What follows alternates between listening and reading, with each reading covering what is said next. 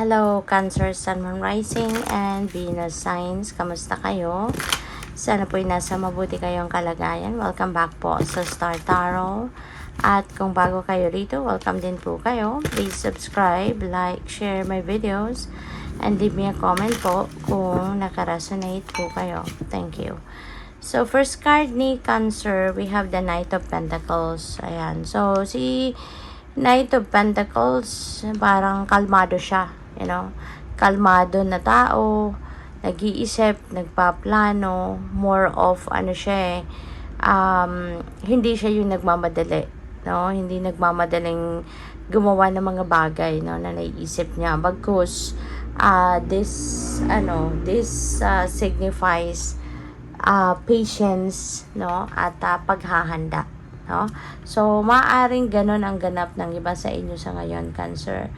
Maaring meron kayong pinaghahandaan, maaring meron kayong pinag-aaralan kung paano niyo gagawin ang ilang bagay, no? So, good for you. Diba? Good for you.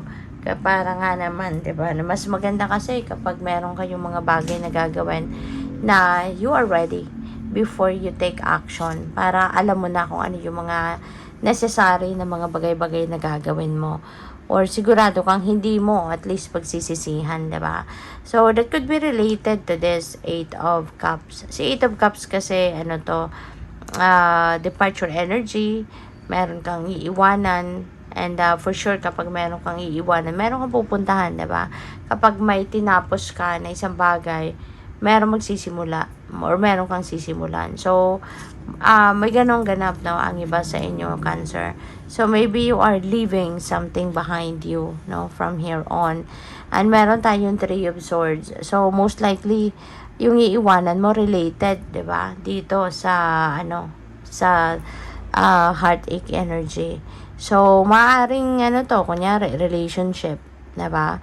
Baka pagod ka na sa relasyon na to.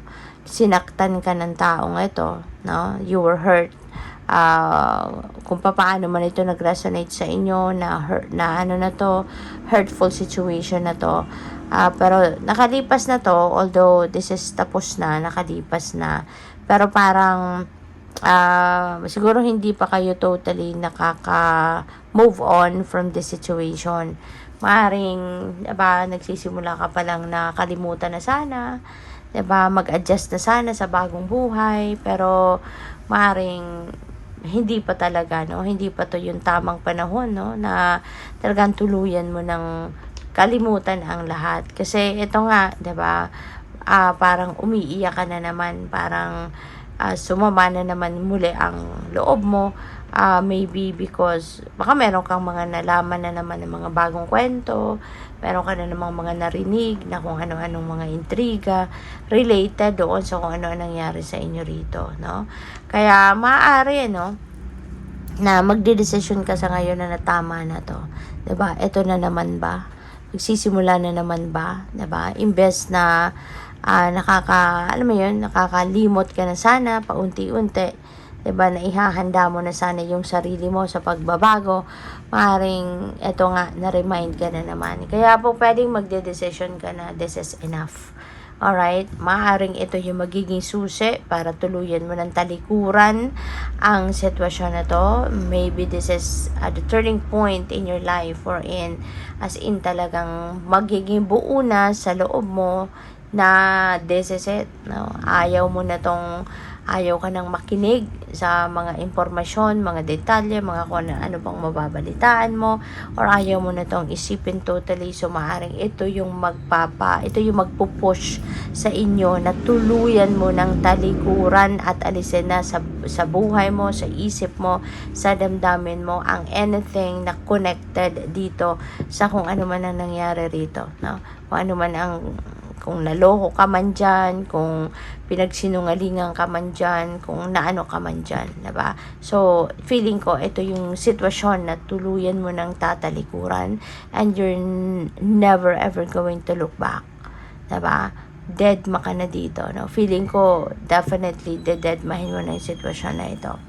And with the Hierophant energy, po pwede, no, na magkakaroon ka din ng talagang lakas na ng loob na iwanan na talikuran ng tuluyan ng sitwasyon na to.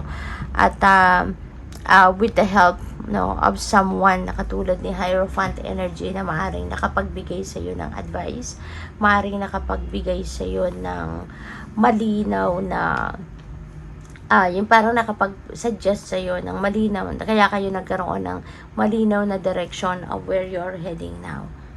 Okay? So, maaari, na meron kang advisor, meron kang nakausap, diba? Someone, na who have helped you na magkaroon ng clear direction, yung isip ninyo sa ngayon. Kaya siguro kayo makakapag-decision na tuluyan mo na tong iwanan kasi in the first place, 'di ba? Hindi naman talaga to nakakatulong na sa iyo, So, good luck sa iyo diyan and good for you. So, by the way, maraming salamat for subscribing, and if you haven't subscribed yet, subscribe na kayo.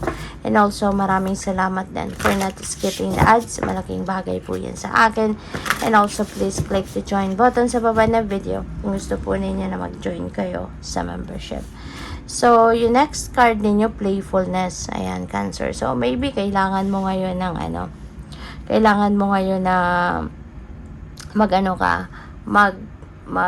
nilay-nilay ka, and at the same time magpahinga ka, be playful, diba? Try to parang embrace your inner child sa ngayon para alam mo yun, ma-break muna yung chain of thought ninyo na related dito sa heartache, sa heartbreak, sa sama ng loob. So para at least makakita ka din muna ng bagong environment, mabago naman yung iisipin mo muna sa ngayon, pansamantala, diba? So, be playful, alright? Be playful sa ngayon. Wisdom, ayan. So, for sure, ang dami mong natutunan na sa buhay in the past, and now, you are adding wisdom din, sa mga pangyayari sa buhay mo sa ngayon. Pero kung ano man yung mga natutunan mo sa buhay mo in the past, ano man yung mga alam mo na gawin, diba? That could help your situation sa ngayon. Maring ito din yung reminder sa iyo na it's about time na para i-practice mo din yon. It's about time na i-implement mo or i-apply mo sa sitwasyon mo sa ngayon kung ano yung mga natutunan mo sa buhay in the past. Okay? So, we have manifesting dreams. Wow. So, this is good for you as well, Cancer, na magmamanifest ka ng inyong mga pangarap. You are going to be manifesting your dreams, sa ngayon. So, which is really good. Kasi kung ano man ito mga pinapangarap mo, for sure, kaya nga mamamanifest mo na siya. Kasi for sure, you've exerted some kind of effort dito sa bagay na to, maaring sinimulan mo na yung mga steps na sa tingin mo kailangan para makalapit ka doon sa pag-manifest ng mga pangarap mo. Kaya this could be, the result na maaring eto na magbubunga na yung pagsisikap, magbubunga na yung effort mo, na ginawa mo in the past para na ma-manifest mo na itong mga pangarap mo. So, good for you. We have a stillness. Ayan. So, maybe, diba, ito din yung kailangan mo bago ka makapag-desisyon na mag-walk away from this situation. So, for sure, diba, pag-iisipan mong mabuti yan. And that is good, That is the best thing for you to do as well. Para na wala kang gagawing desisyon na hindi mo na pag-isipan, hindi mo pinag-desisyonan, hindi mo tinignan talaga ng maayos, diba? Kaya, kailangan mo talaga ito. Diba? Na you need to